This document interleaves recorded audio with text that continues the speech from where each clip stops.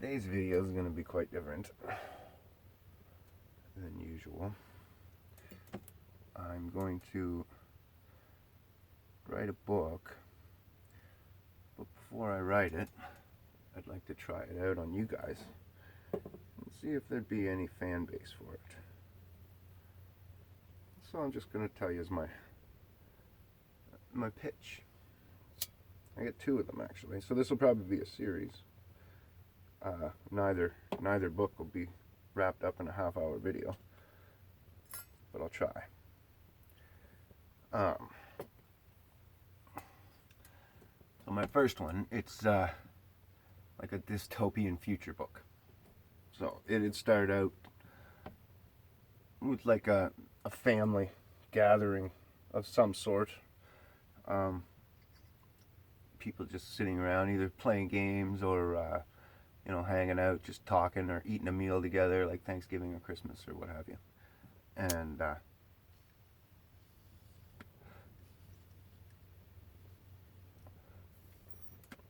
conversation is going to be our hero, a young man, whatever, or young woman, doesn't matter,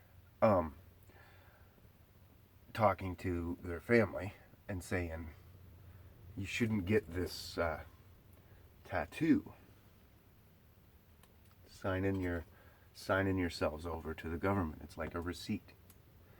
And the family saying things like, we know, but it's for our better interest. It's going to be for the benefit.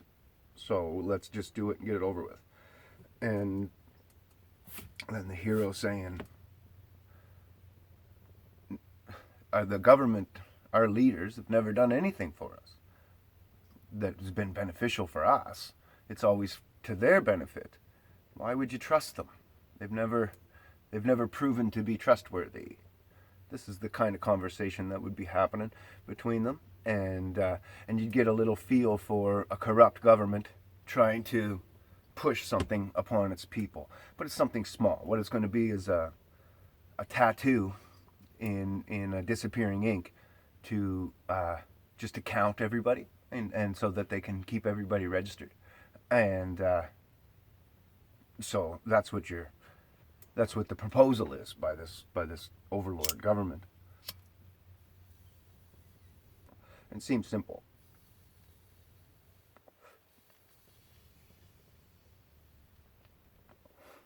And they could say that it's for whatever reason. I would think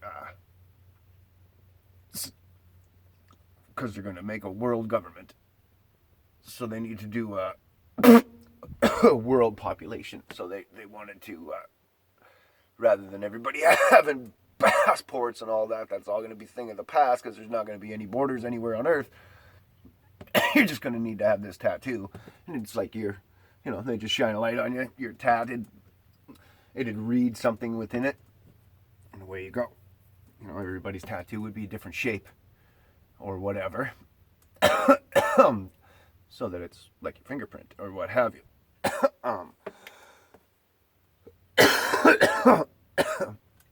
Containing all your bank information, whatever. So that argument would go on, and then our hero would leave and go about their day.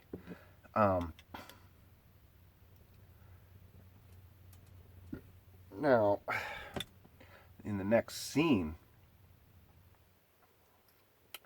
we could be like in a dark room with like a long table, some very well-dressed, well-to-do people sitting around that table, maybe whatever, a dozen, and somebody clearly at the head in a way bigger chair, higher set above them all, in a black robe with a hood so you cannot see their face, full anonymity on that one person.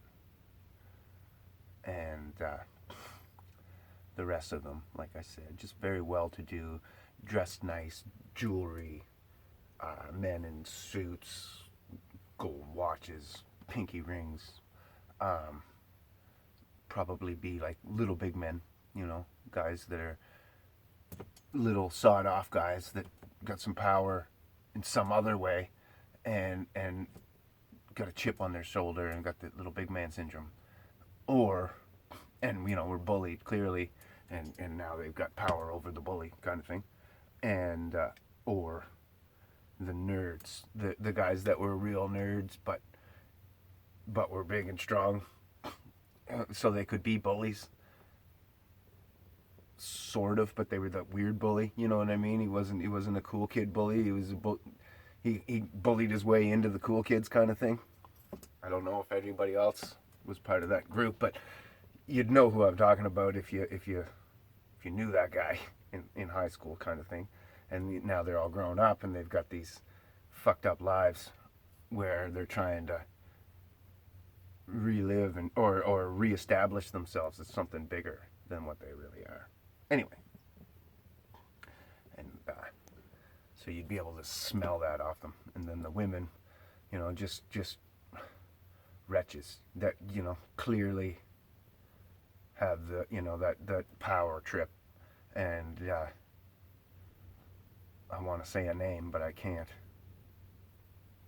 But think of someone who ran for president, that kind of woman. It's been maybe cheated on and kicked around a bit, and now got some fucking power, took over, pushed her husband aside, and was able to be the fucking queen that she always wanted or whatever, and just ruthless and will do anything kind of woman. And these kind of people all sitting around this table with the leader at the head, telling them that he needs, for saying something like, we've gotten the number of adults that we really need, but we need to get the children. And then looking at different members and saying things like, think of the money that we're missing out on, not getting that ink into each of those kids. Like that's thousands of dollars per arm gonna be taken from our collective pockets. We need to get it into those ones, and we need them counted now, so that they're already counted in the future. We won't have to screw around trying to push again in the future. We just want to get everybody basically who's alive right now that we can. But him saying like we must, right? They're vicious. Think of like the Emperor on Star Wars kind of guy, but unseen. You don't know his face. Could look like anybody. He could be pretty. Going to be pretty. Anyway, he's gonna come out later in the book, but only once he thinks his power is fully solidified, so he doesn't need these minions to be the figureheads of power, right? Because that's all they're doing. They're just being his figureheads for him to get everybody ready for his presentation. And but he's not telling them that, obviously. I'm trying to wrap the book up quickly. Anyway, so there's your bad guy conversation that would kind of happen right away. And then we'd go back to the hero person and have them trying to talk people out of it, trying to find other people who see the holes in it, and just generally kind of preparing, pushing away from it and from people.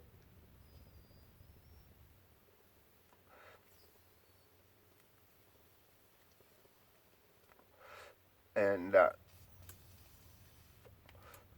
keep that person just, it would be a quick scene of, what their life was, and normalcy as normalcy was slipping away.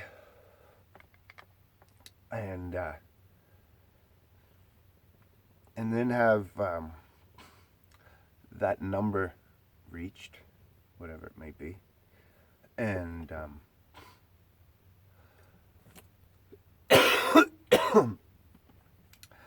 then the bad people, the bad guy, tells his minions of useful idiots to certain ones of them working in industry, putting out a new technology as well, and just kind of nonchalantly shoving it in there without anybody noticing. And but we'd be told it as viewers a little bit, just a thread of him making a deal with this other group and them working on something and kind of putting something out there, so that when they hit that number, they could flick this on, this new technology, and like, say an acceptable number, like half or 60% of the people tatted die because the reaction is too much for their system to take, where the two technologies, whatever's in the tattoo and then whatever they turn on in the air, mix together to do a reaction, and the reaction's too much for a lot of people's DNA to withstand, so all those people just immediately die. And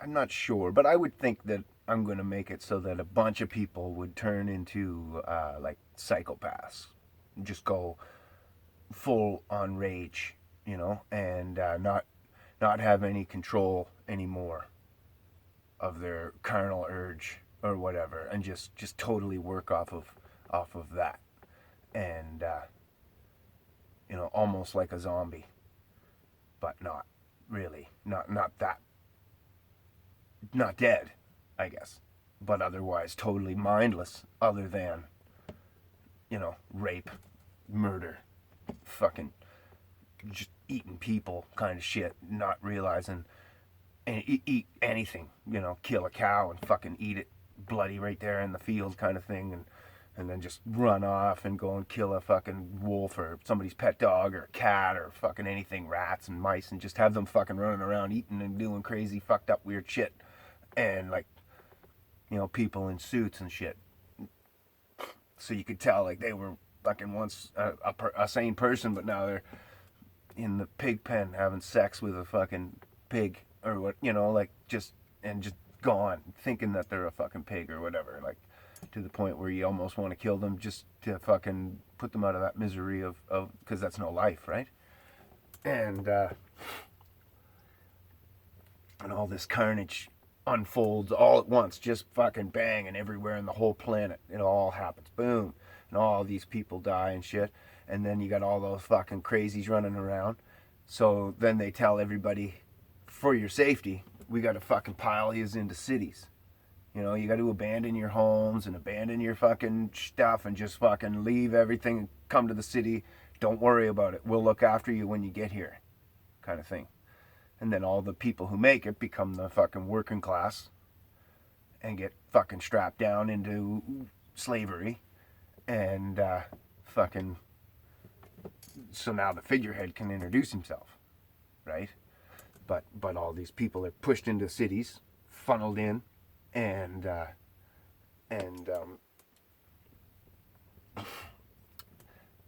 even military people would have been tatted, and so you'd have a bunch of them go crazy and stuff too, but they'd all have been killed. Excuse me, and the ones that survived would now be under control. And that'd be the other part of it, where when you turned on the technology, you got control over the person's will and took out the third eye. So there was no connection between the right and left side of the brain. So that's why people would be going insane, because they'd be all with one side or the other, and not able, or trying to use both sides but not able to communicate either side, so the two sides just fighting each other and then just fucking go shutdown mode. The brain just shuts down and just goes on animal mode, where you become like an animal. You just go on instinct. And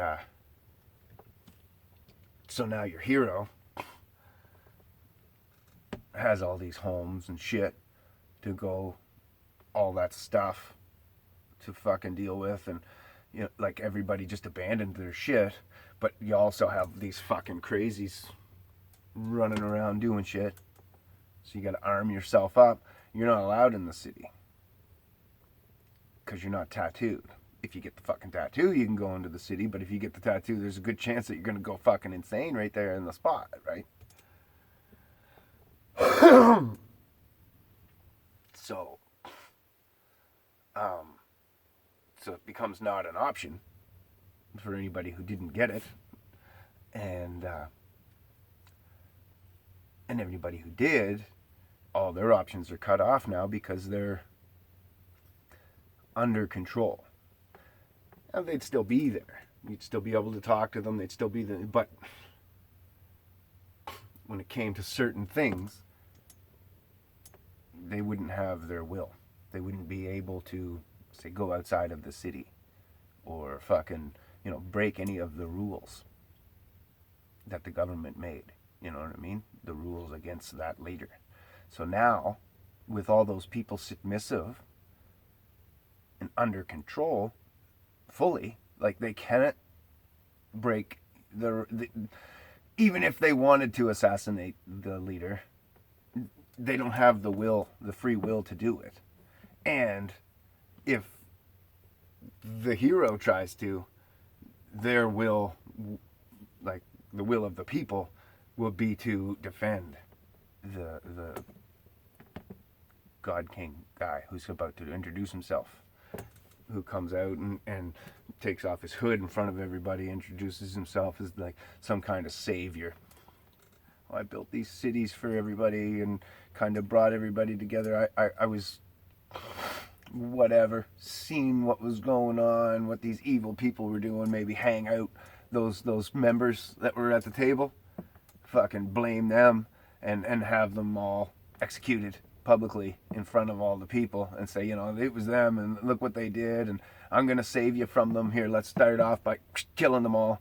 And now I'm here for you, and we'll go forward doing the very best that I can do for you as your new leader. But it's too bad that you've already taken your tattoo, because there's nothing we can do about that for you now. You're stuck here in the city. You don't have those things in free will anymore. Even though you don't know all of the things that you don't have, but you know that you don't have certain things. Each of them would know that they couldn't do certain things, where like they'd say, I think I want to go out of the walls today and get to the walls and be unable, be disgusted by what they see outside of it, and just see beautiful things and see the beautiful world, but hate it. Even though they know they love it, something in them hates it and can't love it and sees it as ugly, and they have to walk away from it. So what do you think? Pretty cool movie, eh? Almost writes itself.